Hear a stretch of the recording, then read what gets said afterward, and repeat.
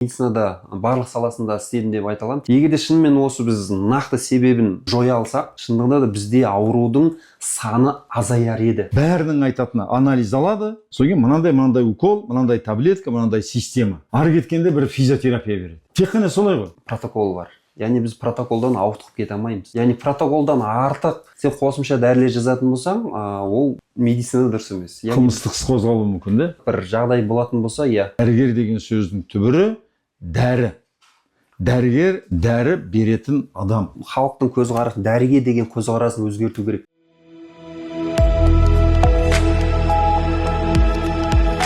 Дәрсіз денсаулық. Мен көрсетіп жүрген тыныс алу жаттығулары, мұздай сумен шынығу, ағза тазалау, бәрін сіз тек қана дәрігердің кеңесімен, болмаса біздің орталыққа келіп жасаңыз. Өзіңізден жасасаңыз, денсаулығыңызға қауіп төнуі мүмкін, жауапкершілік өзіңізде. Армысыз ағайын, бүгін жалпы медицинаға шолу болады. Медицина өзі қазір түрге бөлінеді. Біреуі біз әбден естіп үйреніп қалған дәстүрлік традиционный медицина. Ол гинеколог, уролог, кардиолог, эндокринолог, гепатолог деп дәрігерлер сөйтіп бөлініп жатады. Оны сіздер естіп жүрсіздер, білесіздер. Олар химиялық дәрімен, яғни аллопатиялық медицина деп айтады. Содан кейін қазір мына дамыған батыс елдерде натуропат дәрігерлер, яғни табиғи жолмен емдейтін дәрігерлер, және интегративтік дәрігерлер, яғни ағзаны тұтас бір дүние бір-бірімен тығыз байланып жатқан деп қабылдайтын дәрігерлер. Содан кейін превентивный медицина, яғни алдын алу медицинасы, және анти-эйдж медицина. Ол эйдж деген жас, кәріліктің алдын алу деген. Біздің жанмен тәнде біз тек қана натуропатия тәсілдерін қолданамыз, яғни табиғи жолмен емдеу, және де превентивный аурудың алдын алу, анти-эйдж кәріліктің алдын алу, яғни адам 90-100 жасқа дейін ішері ауырмай өмір сүру керек деген түсінікпен.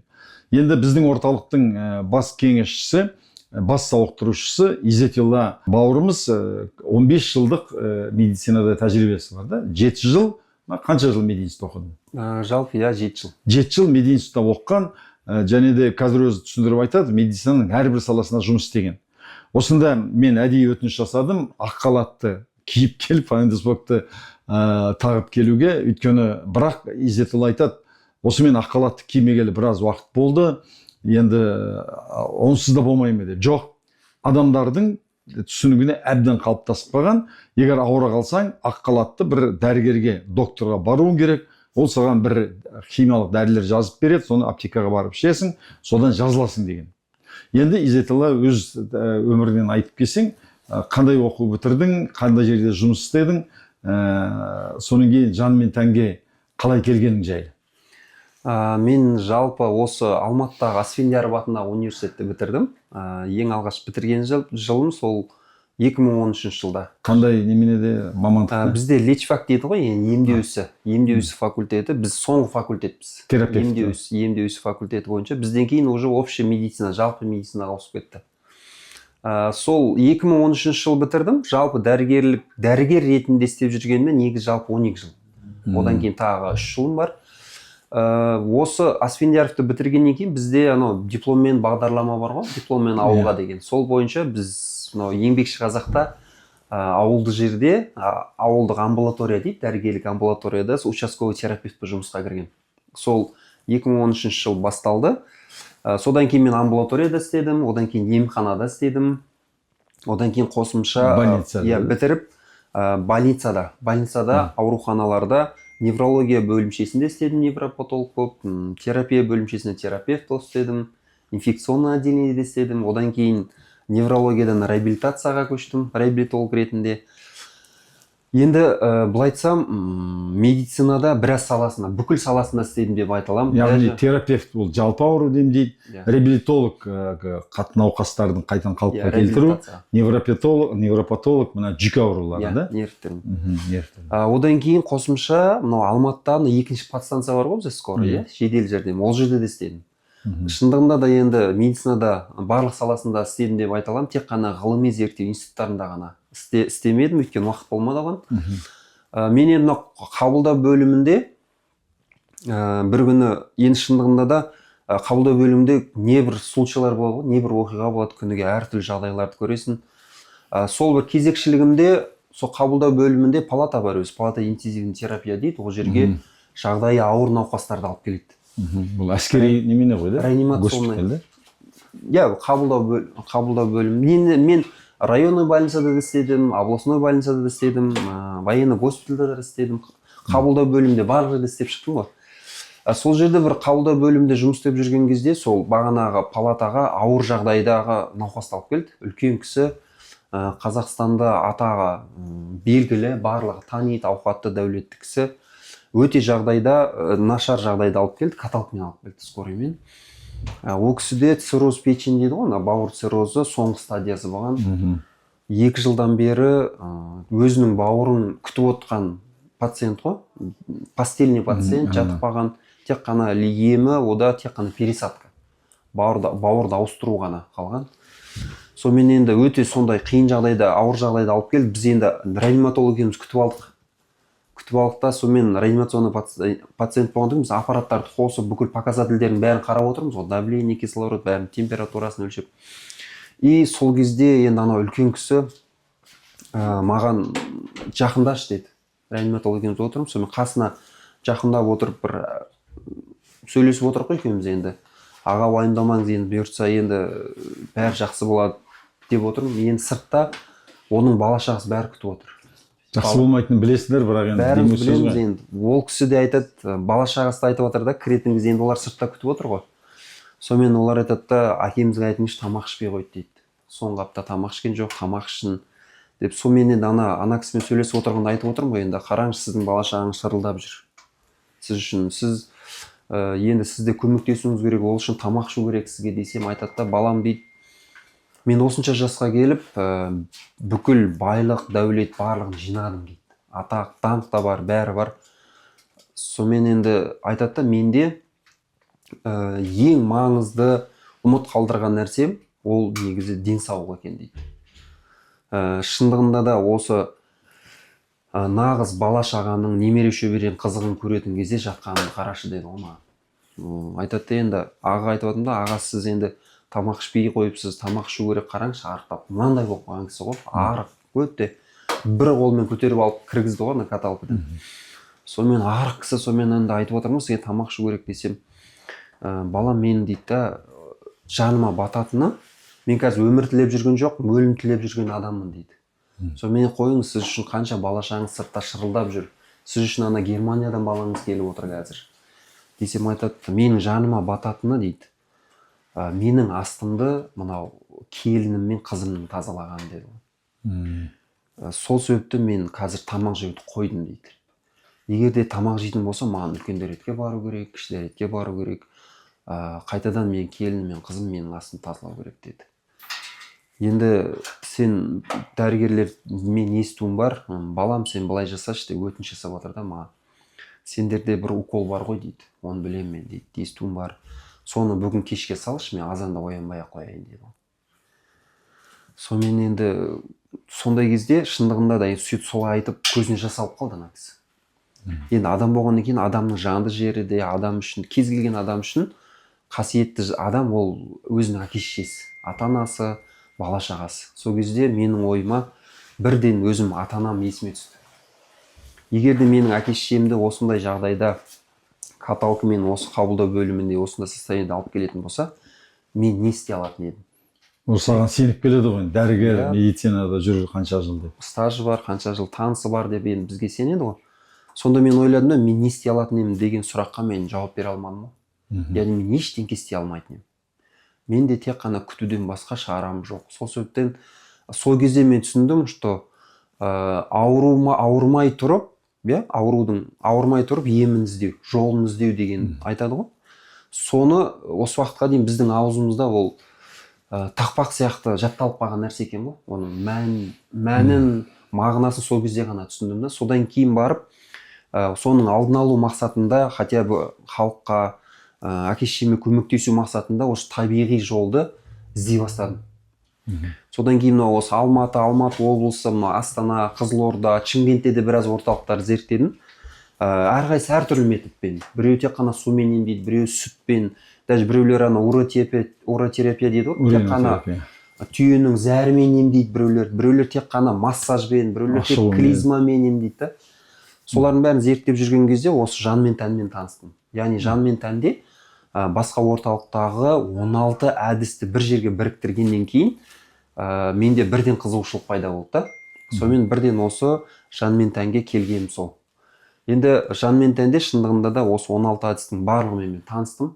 Адамны толық сауықтыруға толық жеткілікті әдістер.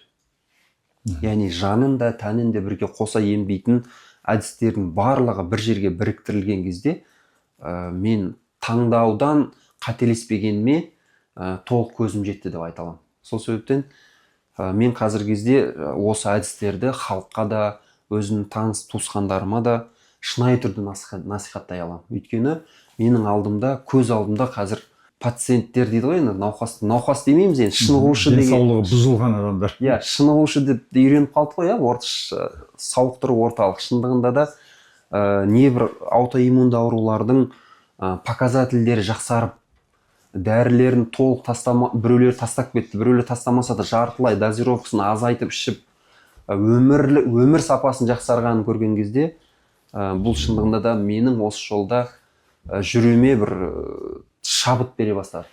Енді Изет, өзің қаншама жыл мысалы больницада, поликлиникада істеген кезде келген адамдарға анализіне қарап дәрі бересіңдер ғой. Сол дәріден кейін сол ауруынан айығып мүлде дәрі ішпей кеткен адамдар болды ма? Жоқ, былай енді есіңде ғой, ауру адамдар. Енді қалай емделейді негізгі қазір? Әрине енді мен дәстүрлі медицина. Бізде енді участковый терапевтпен істегеннен кейін біз шындығында да бүкіл сферада істедім деп айта аламын. Өйткені біз шындығында учетқа алудан бастаймыз ғой. Учетқа алғаннан бастап оның қалай асқынатынын, мысалы давлениеден қарапайым давлениемен учетқа аласың 140-150 мил да. Уже 3-4 жылдан кейін оның 160-170 болады. Уже 5-7 жылдан кейін уже 190, ары қарай 200-ге дейін көтеріледі. Ол кезде ол алғашқы кезде бір дәрі ішсе, ол кезде 2-3 дәрін ішуге тура келеді. Өйткені давление уже қалыпты емес. Яғни бұрынғы дәрілер уже көмектеспей қалады. Тіпті комбинированный препараттар ішуге дәрі тура келеді. Өйткені бір таблетканың құрамында 2-3 дәрінің несі бар, құрамы бар да, концентрат. Шындығында да бізде қанша науқастарды көріп жүрген, адамдарды емдеп жүргенде бізде аурулар көбісі ремиссияда жүреді. Яғни қабыну процесі басталады, ауырып келеді, сонымен біз оларды емдейміз. Одан кейін ремиссияға түседі де, уақытша жақсарады, сосын қайтадан түседі.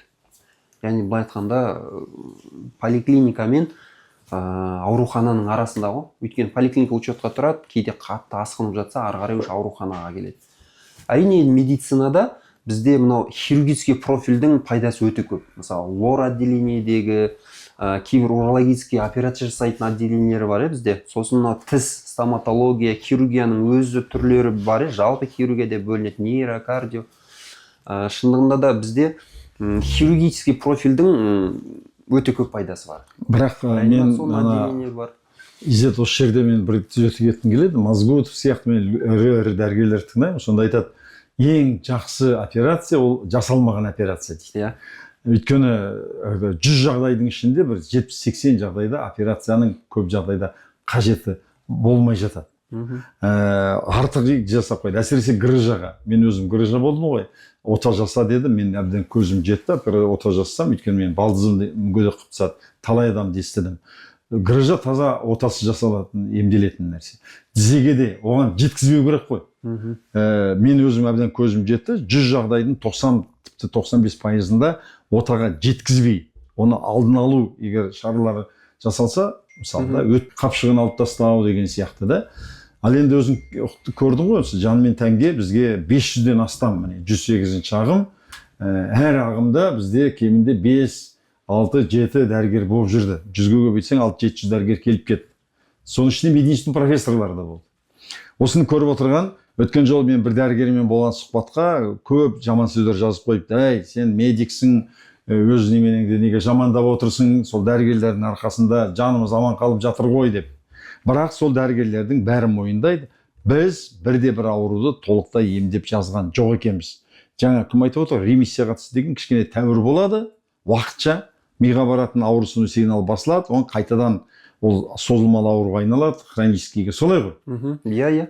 Енді осы жерде сен мына бұрын емделіп жазылмай жүрген аурулардың қант диабеті, қан қысымы жоғары, давление, ревматоидный артрит, онкология, экзема, красный волчанка деген сияқты түрлі атынан шошитын, оны осылай цирроз, бауыр цирроз деген аурулардың жазылып жатқан көргенде қандай күйде боласың? Сені 7 жыл қалай оқытқан екен? Енді шындығында да бұл енді бір ғажайып нәрсе, негізі шындығында да. Біздің әдістердің адамдардың денсаулығын жақсаруына пайдасын тигізуі өте керемет. Шындығында да негізі қазіргі кезде салауатты өмір салты дейді ғой, здоровый образ жизни. Ол кейбір дамыған мемлекеттерде жақсы жолға қойылған. Бізде де қазір енді басталды.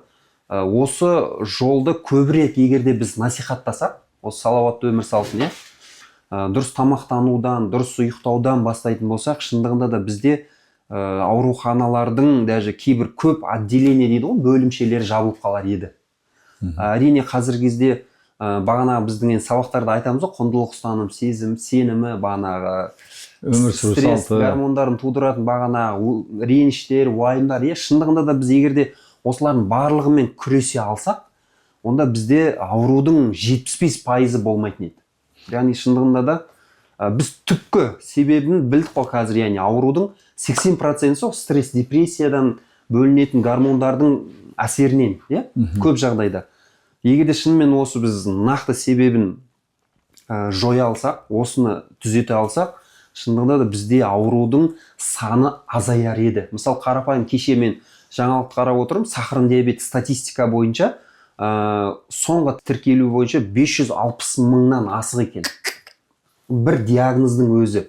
Егерде біз соны шындығында да соған апаратын жолдарды бағанағы солармен күресе алсақ, осы табиғи емдеу жолын, емдеу әдістерін толық насихаттап халыққа жеткізе алсақ, онда біз жақсы результат алатын едік. Біз әрине сол үшін біз осы жолдамыз.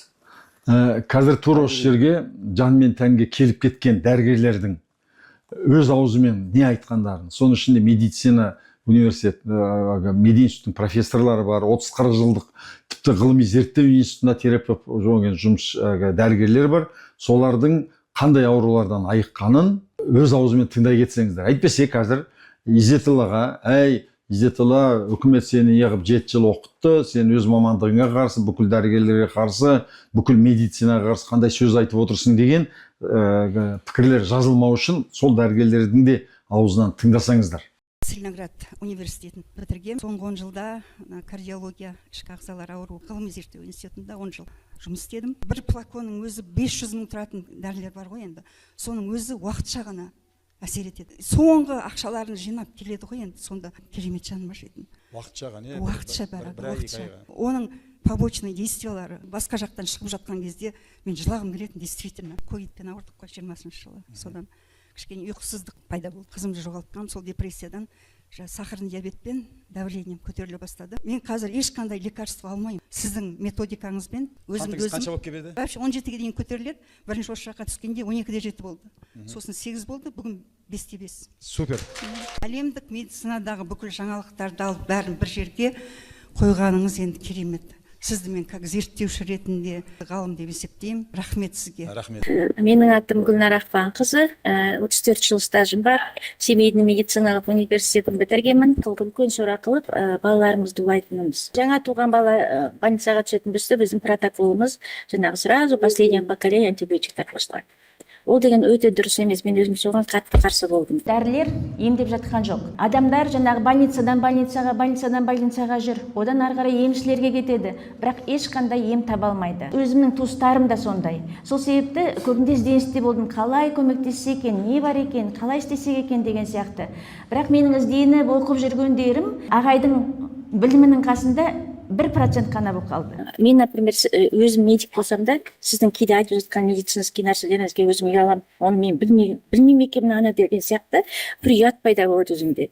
Сол себепті сізден оқитын нәрсе көп сияқты. Менің жаңағы замандас дәрігерлерім бәріне де айтарым, көңіл бөліңіздер. Осы өте жақсы методика, көңіл бөліңіздер. Қанша жылдық тәжірибеңіз бар дәрігер? 36 жыл. Мен өзім Қырғызстанда Фрунзе мединститутынан бастап, одан кейін мына Қазақстанның өзіміздің мединституты Асфендияров атындағы мединститутты бітіргем. Бір жері қабынса антибиотик, давлениесі көтерсе соны тек түсіретін дәрі. Ол да уақытша. Сөйтіп өзіміздің ауруларды хронический қылып жібереміз. Осыдан 5 ай бұрын менің шалым қайтыс болды. Біз ол кісіні қайда барып емдемедік. Бірақ соның ішінде де біз ол кісіні аман алып қала алмадық. Шынымен біз не істеп жатқанбыз? Мен өкіндім. Неге мен осы ертерек білмедім, ертерек алып келмедім. Мен осы өзіміздің Алматыдағы бейнеүсті бітірдім. Ал мына созылмалы ауруды емдейтін біздіге кішкене күшіміз жетпей жатыр да сол. Табиғи жолмен емдеген дұрыс қой. Енді түсініп, табиғи жол дұрыс сияқты. Көп нәрсеге осы жерде өзіме жауап алдым. Осы жерге келгенім өте дұрыс болды. Басқа дәрігерлердің де осында келуіне кеңес беремін дейсің. Мен ойлаймын да осы жерде бір институт болса деп. Үлкен институт ашсаңыз. Алла қаласа ашамыз. 30 жыл жұмыс істеп жүрмін. 20 жыл дерматовенеролог, міне 10 жыл болды қазір уролог. Екеуін де алып барамын. Аутоиммунное заболевание емделмейді деп болады. Бұны табиғи жолмен емдесе мен соған көзім жетті.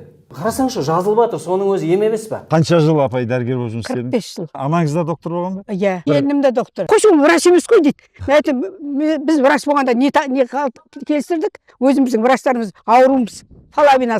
Палавинасын көп ауру. Мен өзім негізі мамандығым терапевтпін. Мен негізі барлық қарасам өте дұрыс та барлық этаптары жаңағы жүргізіп жатқан жұмыс барлығы дұрыс. Біз медицинада ұят жоқ, хронический цистит менде.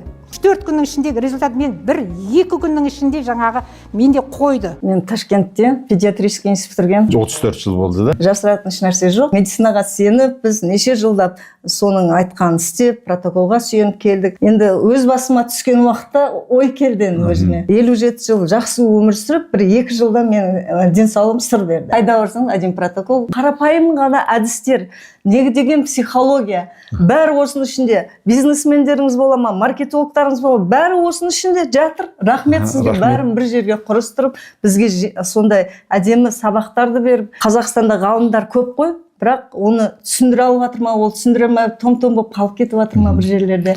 Ал мына проектті жерге тастауға болмайды. Біздің проект өзгеру керек. Құда қаласа мен медицинада жүрем ғой әлі. Мен жазамын министерствоға. Осындай нені қосуда. Мен Асфендияров университетінде сабақ беремін. Педиатриядан жоғарғы квалификациям бар, высшая категория. Сон алтын дәрігер дейтін атағым бар. Үйде жатқыңыз келмейді? Қайтып жатам мен.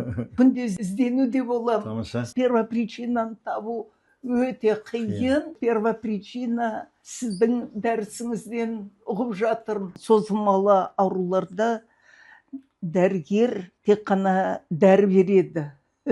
Менеджер по продаже лекарств дәрі береді. Бірақ рухы жайында, өзінің күші жайында ешбір дәрігер бір сөз айтпайды.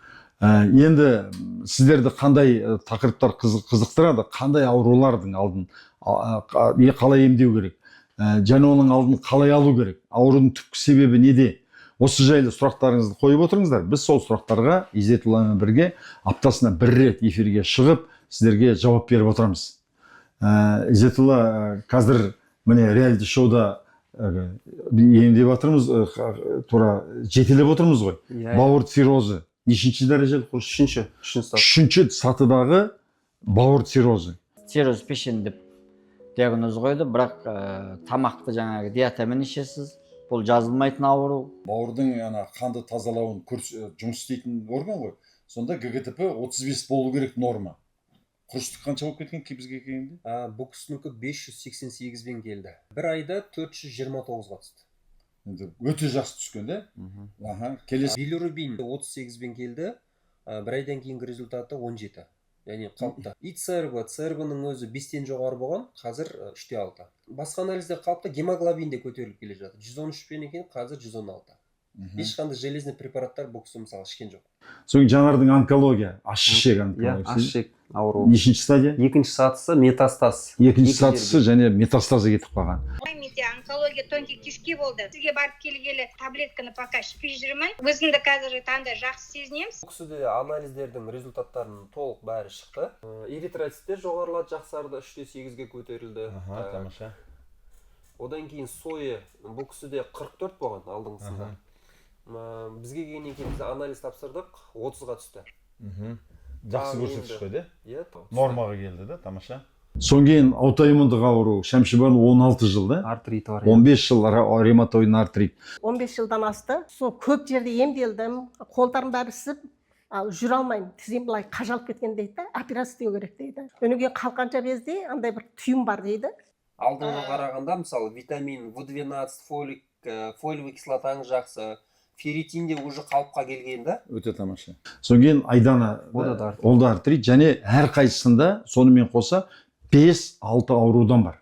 Бүйрегі, асқазаны, омыртқасы деген сияқты. Әр қайсысында. Ревматоидный артриттан аяқ қолым ауырады, қақсай береді. Бұл кісіде тіркелген диагнозы ревматоидный артрит, тромбоцитопения, застой желчи, эндометриоз, остеохондроз, поясничный отдел и плюс протрузиясымен. Алдыңғы тапсырған анализдермен салыстырғанда Бір айдың ішінде, да? гемоглобин 143-пен келген бізге, сосын 135-ке түсті. Тромбоцит 132 болып келген бізге, содан кейін бір айдан кейін 148. Лейкоцитте 6-та 7 болып келген, қазір 7-те 2. Одан кейін мочевина 2-те 7 болып келгеннен кейін 3-те 1-ге көтерілді. Жақсы. Демек қалыпта. Алдың күні солармен кездесіп, және тікелей эфир өткізген кезде мен үйге керемет қуанышпен, өзіме деген ризашылықпен қайттым да. Өйткені өлім алдында тұрған ауруларды біз науқастарды қайтадан қалпына келтіріп жатырмыз. Осы жайлы сіздерге үнемі біз ақпарат беріп отырамыз. Ауруды жаратқан жаратушы оның емінде жаратып қойған. Негізгі құпиясын қазіргі айтайын, иммунитеттің төмендеп кетуінде. Иммунитет көбейтетін 4-ақ нәрсе бар. Зиян тамақ, шала ұйқы, аз қимыл, стресс. Ал сол гомеостаз, баланс бұзылды, иммунитет бұзылып кетті. Сол кезде не істеу керек? Біз мына табиғи шөп дәрілермен жаңа ағзадағы зиянкестерді, бактерия, вирус, грибок, паразит, раковый клетканы өлтіріп береміз, иммунитет қайдан қалпына келтіріп береміз. Енді университетте 7 жыл оқығанда иммунитет не себептен құлайды, және оны қалай қалпына келтіру жайлы нақты білімдер берілді ме? Негізі бізде сабақ ондай болды ғой. Негізі бізде основной пәндердің барлығы 3-ші курсқа дейін өтіледі. Солардың ішінде иммунология деген пән бар. Арнайы өз үлкен бір кітап. Сол жерде негізі оқыдық, бірақ енді кейін оған көп мән бермей кетіп па, әлде қанша дегенмен білім мынандай нәрседе, әрдайым оны қайталап жетілдіріп отырмасаң, ол ұмытылады. Осы жасымда менде де бауырымда мәселе болды, тамақта танзелит, мұрнымда синусит, ринит, соң кейін грыжа, мен Москвада, Новосибирскіде, Алматы, Семей, Павлодар, Қытай, енді айдөлмеймін 100 шақты дәрігерге қараған шығарым бұрын. Бірде-бір дәрігерден сіздің иммунитетіңіз төмендегеннен, осы аурудың бәрі оның себебін ағарай қазу керек, иммунитетті қалпына келтіру керек дегенді естіген жоқ. Сіздер де естіген жоқ шығарсыздар. Бәрінің айтатыны анализ алады, соң мынандай укол, мынандай таблетка, мынандай система. Ары кеткенде бір физиотерапия береді. Тек қана солай ғой. Өйткені 4-ші, 5-ші, 6-ші курста солай ғой? Иә. Біз енді мынандай нәрсе бар, кез келген ауруда негізі өзінің емдеу протоколы бар. Яғни біз протоколдан ауытқып кете алмаймыз. Дәш қарапайым күнделікті ауырып жүрген қазір енді басталды ғой сезон, ОРВИ дейміз, ОРВИ, ОРЗИда біз антибиотик тағайындай алмаймыз деген сияқты ғой. Сол сияқты кез келген аурудың өзінің емдеу протоколы бар. Яғни протоколдан артық сен қосымша дәрілер жазатын болсаң, ол медицина дұрыс емес. Қылмыстық іс қозғалуы мүмкін, да? Енді егер де ертең ана адамда асқынып бір жағдай болатын болса, нетуі мүмкін, ол вопросты көтереді. Сондықтан дәрігерлер мынандай бір рамкаға, шектеуге салынып қалған, протоколдан бір қадам былай аттауға болмайды. Ал енді ол химиялық дәрілер тек қана ауруды кішкене ремиссияға апарады, ағзадағы бактерия, вирус, грибок, паразит, раковый клеткалар ұйықтап қалады. Соңмен ол кезі келгенде адам суықтап қалғанда, қатты стресске түскенде қайтадан басын көтереді. Солай ғой. Иә, бағана сіздің кешіріңіз, сөзіңіз аузында бағана иммунитет дедіңіз ғой. Шындығында да негізі денсаулықтың барлығы иммунитетке байланысты ғой. Біз айтамыз ғой, енді сен мынау инфекциядан, аурудан қашып құтыла алмайсың, тек қана иммунитетін көтеріп, ағзаңды шынықтырып қана жеңе аласың. Сол себепті халық иммунитет дегенді негіз біледі. Барлығы иммунитет төмендеп кетіпті, содан ауырып жүрсін, иммунитет түсіп кетті дейді, бірақ соны нақты көтеретін әдістерді соңына дейін жасамайды. Сіз қарапайым дұрыс ұйықтаудың өзін, дұрыс ұйықтау керек екен, менде мелатонин гормоны бөлінеді екен, үйту керек, бүйту керек, пайдалы екен дейді да, бір ай ұстайтын шығар, содан кейін қалады. Обычно фитнес жаттығудың өзі, жаттығу жасау керек дейді да, бір 2 апта 3 апта барады, сонымен қалады.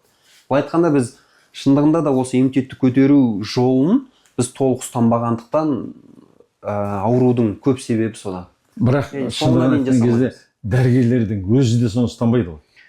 Енді дәрігерлер мынандай нәрсе, ол азанда келеді, кешке кетеді. Мысалы, азанда келген кезде, ойлаңыз, мысалы, мынандай нәрселер бар. Дәрігер ауырмау керек деген, ондай бір түсінік те бар. Әрине, сіздердің ойыңызша қалай? Дәрігер деген адам емдейді ғой. Адам емдейтін адам өзі сау болу керек. Мысалы, домбыра үйрететін адам өзі домбыра тарта алуы керек. Менің түсінігімде. Фитнес тренердің сымбатты денесі болу керек. Ол өйткені фитнес сымбатты дене жасап беруді үйрететін адамның сымбатты денесі болу керек. Ал адам емдейтін адамның өзі сау болу керек. Ол дұрыс түсінік деп ойлаймын. Енді қазіргі кезде мысалы дәрігерлерде қарасаңыз, енді бізде нагрузка негізі өте көп. Мысалы, поликлиникаға кіресің да, приемға азанда 8-де отырасың. Обедтің уақытына, даже 1 сағат обедтің болса, оның 15-20 минутын ғана пайдаланасың да. Қалған уақытта пациент келіп жатады, кетіп жатады, қағаз басты, қағаз толтыру керек, документация. Бір несі, бағана иммунитет дедік қой. Келген адам, ауырып келген адам, ол міндетті түрде инфекциясымен келеді. Мысалы, әртүрлі бактериясымен, әртүрлі инфекциясымен келеді да, сен қабылдауда отырсын, сен постоянно стрессте отырасың, ананы істеу керек, анаған үлгеру керек, бүйту керек. И ол стресс бір жағынан кортизол бөліп отыр, и бағана қозғалмайсың. Яғни біз әр пациенттен кейін мен жүріп қайтайыншы деген әңгіме жоқ бізде. Бірінен кейін қабаттасып кіріп жатады. Содан кейін олар келгеннен кейін подаркісіне бағана инфекция. Міндетті де біз әр пациенттен кейін кварцтап, терезені ашып, ол инфекцияны қуып жібере алмаймыз. Яғни бізге инфекцияның да көп поток болып түсу нәтижесінде біздің иммунитет, әрине ол деген ол бір робот емес, постоянно құлайды. Ол да себеп бар, бірақ мен дәрігерлерді байқаймын. Темек тартып жүрген дәрігерлерді көремін, кола ішіп жүрген, арақ ішетін дәрігерлерді көреміз. Өйткені осының бәрі адамның мына миында кесел. Нәпсіні басқара алмау, өзінің эмоциясын басқара алмау. Содан кейін дәрігерлер осылай ауырады. Және дәрігер деген сөздің түбірі дәрі. Дәрігер дәрі беретін адам. Солай ғой, дәрігерге келгенде ол дәрі жазып бермесе, келген пациент ашуланып, ренжиді. Неге, қалай сонда мен? Немене келдім? Не ішем мен? Мен айтады ғой, что мне принять деп бәрі айтады деп. Енді ол шындығында да дәрі деген, мен ойлаймын осы халықтың түсінігі, халықтың көзқарасы, дәріге деген көзқарасын өзгерту керек. Өйткені мынандай нәрсе, мен өзім қабылдауда отырған кезде, сен таблетка жазып берсең, сенің дәрежең бір төмен сияқты көрінеді. Не үшін? Сен міндетті түрде система жазып беруің керек. Укол жазып беруің керек, ол бір күнде, 2 күнде супер болып кету керек, да? Сол себептен егер система укол жазбасаң, сен бір дәрежең төмен, немесе сен білімің аз деген сөз. Сол себептен, яғни халықтың да дәріге деген көзқарасын азайту. Әрине мүлдем ішпеу керек деген сөз емес, енді арасында болады, кейде температура көтеріліп болады ғой, мысалы қатты жағдайларда ол кезден ішу керек. Жедел жәрдем ретінде. Басқа вариант жоқ ол кезде. Ол кезден хотя бы жағдайды қалпына келтіргенше ішу керек. Бірақ әрдайым тек қана соны ішуім керек, соны ішсем ғана болды деген соған омен тоқтамау керек та, яғни дәріге байланып қалмау керек. Менің түсінігімде, Изет, осыны сен қолдайсың ба, жоқ па? Дәріні жалпы медицинаға тек қана жедел жәрдем ретінде давлениең кетіп барады, 200-ден асып, сол кезде сен инсульт болып қалуы мүмкін, қантың көтеріліп бара жатыр, комаға кіріп кетуі мүмкін деген сияқты. Болмаса қан тамырың бітеліп қалды, міне инфаркт болып қалуы мүмкін, стент қоя қою керек. Тек қана жедел жәрдем ретінде аман басың аман қалу үшін қолдану керек. ал қалған уақытта табиғи жолмен өмір бойы дәрі ішіп мүлде ауруды дәрімен емдеймін деген түсінік болмауға тиіс. Менде сондай түсінік жоқ. Ауруды дәрі тек қана уақытша басып береді, ауруды ары қарай созылмалы ауруға айналдырады, хроническийге. Өмір бойы дәрі ішкеннен кейін адамның бүйрегі, бауыры, асқазаны түк қалмайды. Әрине, енді ол шындығында да әр дәрінің өзінің побочный эффект дейді ғой, енді жанама әсері ол міндетті түрде болады. Құлаш қой. Жеткілікті. Әрине ол болады. Мысалы, қарапайым даже кейде бағанағы сахарды, давлениені түсірумен бөлек, тағы да температураны түсіруге, кейбір судорожный синдромдар болады, мысалы, әртүрлі. Кейде наркозда да жақсы қолданады. Былай айтқанда, негізі адамның ағзасын қалыпқа келтіру үшін, яғни аурудан жазылу үшін бір ғана әдісті қолдану, бір әдіске байланып қалу ол дұрыс емес та. Яғни басқа альтернатив варианттар көп. Яғни бір жол бітеліп қалса, біздің қан тамырлар да солай негізі. Қан тамыры біреу бітеліп қалатын болса, оның жанында қан тамырлар көп. Коллатеральный сосудтар дейді оны, солар ашылады, кеңейеді. Яғни ағзаға қалай да болсын қанды жеткізу керек. Тур сол сияқты бір емдеу әдісіне тіреліп қалмай, басқа табиғи жолмен барынша қалыпқа келтіруге тырысу керек. Сонда ғана денсаулықты сақтап қала аламыз біз. Міне, мен жоғары білімді әр салада жұмыс істеген медицина маман тыңдадыңыздар. Бірақ медицин деген лекарство, дәрі біз қазір табиғи жолмен әлдеқайда ешқандай химиясыз, дәрісіз ақ адамдарды қалпына келтіруге болатынын теория жүзінде де, іс жүзінде де дәлелдеп жүрміз. Келесі хабарда тосыңыздар, сұрақтарыңызды қойыңыздар. Енді біз тематически әрбір ауруларды талқылап отырсақ. Болады. Қант диабеті деген не, цирроз печени деген не, ревматоидный артрит деген не, оның түбінде не жатыр, оны қалай толықтай емдеп шығуға болады. Және сіздер де сұрақ қойып отырыңыздар. Біз сіздердің сұрақтарыңызға толықтай жауап беруге дайынбыз. Келесі хабарда кездескенше сау, сәлемет болыңыздар. Лайк қойып, комментарий жазып, және тарата жүруді ұмытпаңыздар. Жақсы, сау болыңыздар. Дәрігердің дәрісін қойдым. Қал болып, иықтарымды көтере алмай, ауырып қалатынмын. Дәрі ішпейтін болдым.